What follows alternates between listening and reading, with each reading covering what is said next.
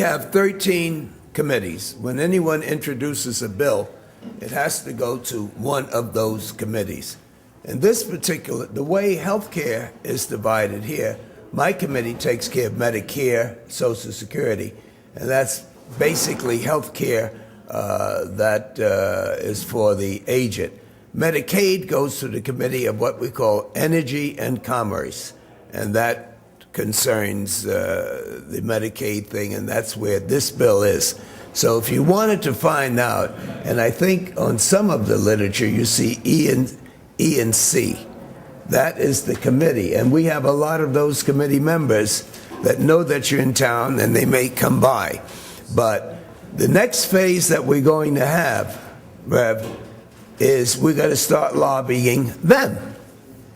And then the first step is that they have hearings on that, and that's where you'll be involved and be able to tell white, black, gay, straight, whatever, the cost of it. I hope and pray with all of my heart that by that time we would have passed this health bill. Because no matter what bill we have, the basic question he asks, and how are you going to pay for it, and how are you going to pay for it, how are you going to pay for it?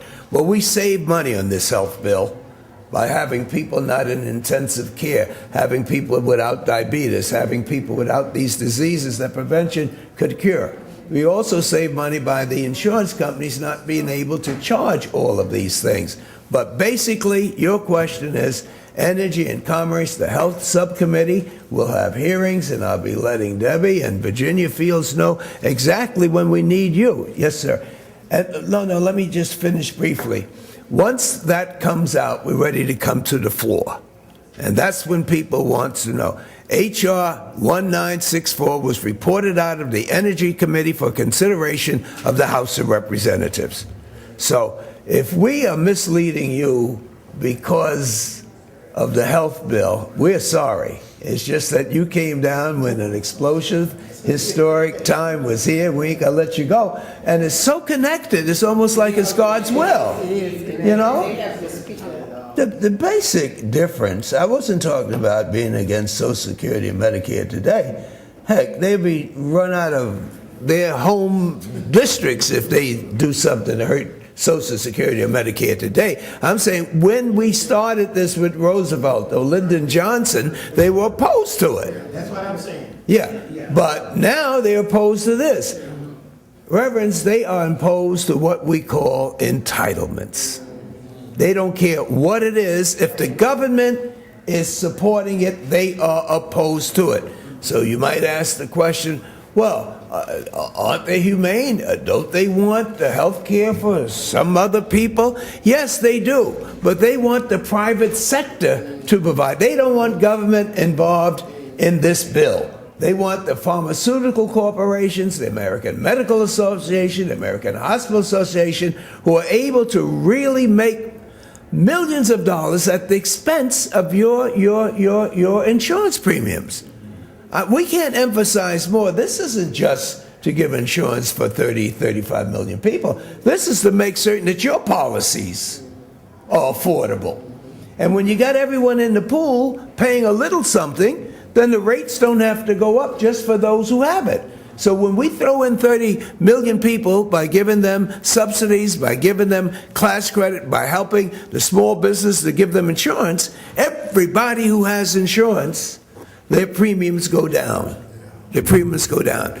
So why are Republicans against this? Well, they're against social services, basically. Now, there used to be a time that we would always be able to depend on a certain number of Republicans, the Jake Javits, Rockefeller type of good thinking Republicans. But they have so disciplined, because they are out of power and because they're against Obama, that they would run these Republicans out of town if they deviated from the line of what? Just say no. And let me tell you, as a politician or as a married man, saying no sometimes works. You know, if you ain't got no argument and the wife is telling you, you know, think about it, you say, no, I just not, I just why? Hey, just no. And you keep saying no over and over again. You don't have to really sometimes come up with, well, what do you want to do about it? But the truth of the matter is that they've been getting by saying no on television. No, let's start this all over again. Well, Don, ever since Truman, we've been trying to get health care for everybody, regardless of their ability to pay. So when you ask them what they want to do, they want to start all over. We had hearings, hours of it. Here we have Jane here, Jan who wants to talk with you. No, well, these are ministers that came down originally for HIV, and they came at the explosion with the health care bill, and I was just sharing with them some of the problems we have as Democrats, and he just wants to know, and maybe you can help me to answer, what is it about Republicans? They got sick folks, they got poor folks.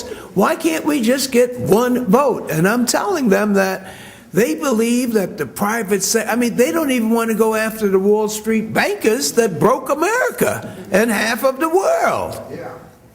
They don't have votes for that. And it all started under Bush, and he was what? One of them.